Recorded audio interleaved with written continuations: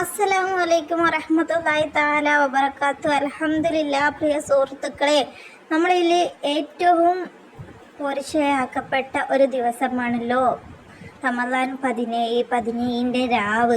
നമുക്ക് ഈ ദിവസങ്ങളിൽ നമ്മുടെ ആഗ്രഹങ്ങൾ നിറവേറാൻ വേണ്ടിയിട്ടുള്ള ഒരു എളുപ്പ വഴി ഞാൻ നിങ്ങൾക്ക് പരിചയപ്പെടുത്തി തരാം. നമ്മുടെ മുത്ത് ഹബീബ് മുഹമ്മദ് നബി സല്ലല്ലാഹു അലൈഹി വസല്ലമ ചൊല്ലിയ ദിക്റാണ്. ഈ ദിക്റ് ചൊല്ലിയിട്ട് ഈ റമദാൻ മാസത്തിൽ നമ്മുടെ ആഗ്രഹം സാധിപ്പിച്ച് എടുക്കാം.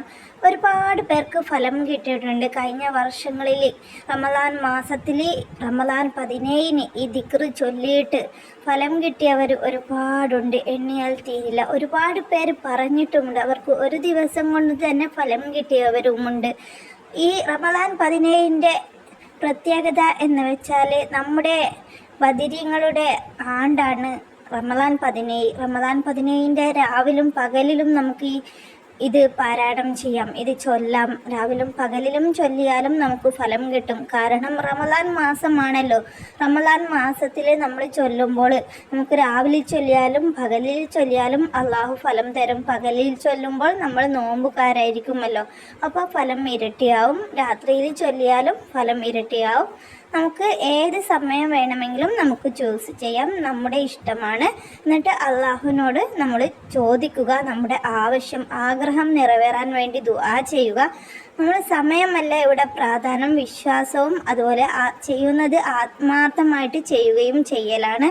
നിങ്ങൾക്ക് രാവിലും പകലിലുമായിട്ട് 2 സമയത്തായിട്ട് ചെയ്യാൻ പറ്റുമെങ്കിൽ ഓരോ പ്രാവശ്യം അങ്ങനെ 2 പ്രാവശ്യമായിട്ട് ചെയ്യുക.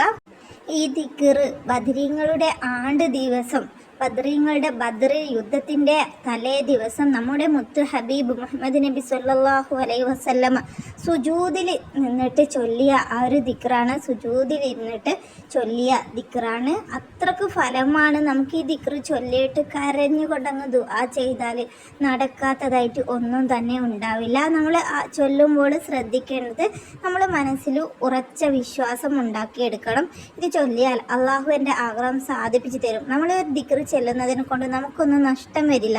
നമുക്ക് ഇഹത്തിലും പരത്തിലും ഉപകാരപ്പെടുകയുള്ളൂ. കടം വീടാനും മക്കളെ വിവാഹം കഴിക്കാനും അതുപോലെ സാമ്പത്തിക ബുദ്ധിമുട്ട് മാറാനും എന്തുമാവട്ടെ നമ്മുടെ ആഗ്രഹം, ഹലാലായ ആഗ്രഹം സാധിപ്പിച്ചു തരാൻ വേണ്ടി ഈ ദിക്റ് നിങ്ങൾ നേർച്ച വെച്ചിട്ട് ചൊല്ലുക. ബദരീങ്ങളുടെ പേരിൽ നേർച്ച വെക്കുക. നിങ്ങൾ ചൊല്ലേണ്ട രൂപം, സമയം നിങ്ങൾ സെലക്ട് ചെയ്യുക. എന്നിട്ട് നിങ്ങൾ തുടക്കത്തിൽ എപ്പോഴും പറയും പോലെ ഇസ്തിഗ്ഫാർ കുറച്ച് ചൊല്ലുക. നബിയുടെ ഹളറത്തിലേക്ക് സ്വലാത്ത് ചൊല്ലുക. ശേഷം നിങ്ങൾ ഒരു ഫാത്തിഹ ഓതുക. ശേഷം നിങ്ങൾ ചൊല്ലേണ്ട ദിക്റാണ് യാ ഹയ്യു യാ ഖയ്യൂം, യാ ഹയ്യു യാ ഖയ്യൂം, യാ ഹയ്യു യാ ഖയ്യൂം, യാ ഹയ്യു യാ ഖയ്യൂം, യാ ഹയ്യു യാ ഖയ്യൂം എന്നിങ്ങനെ നിങ്ങൾ 313 തവണ ഓതുക, ചൊല്ലുക.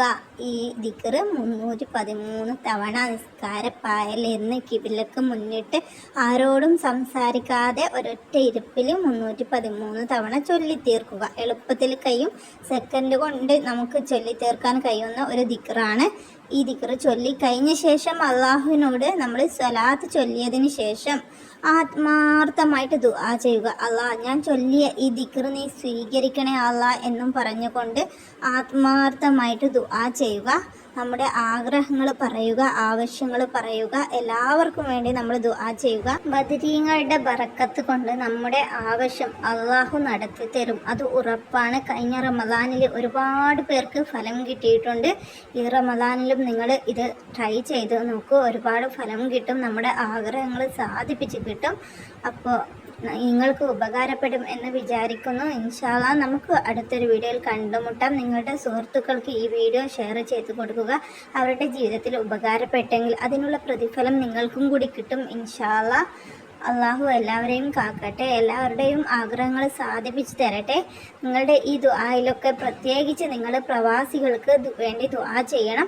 പ്രവാസികൾക്ക് അങ്ങ് ആകെ ഭയന്നിട്ടുള്ള ഒരവസ്ഥയാണല്ലോ. അപ്പോൾ പ്രവാസികൾക്ക് നിങ്ങളുടെ വിലയേറിയ ദുആയിൽ ഉൾപ്പെടുത്തണമെന്ന് വിനീതമായി അഭ്യർത്ഥിക്കുന്നു.